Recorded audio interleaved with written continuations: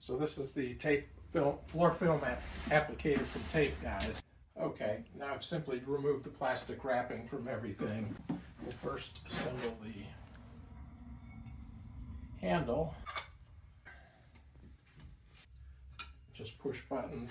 And it's easy to tell because this one has a button that'll go in there. And this one has a knob so you can adjust the height.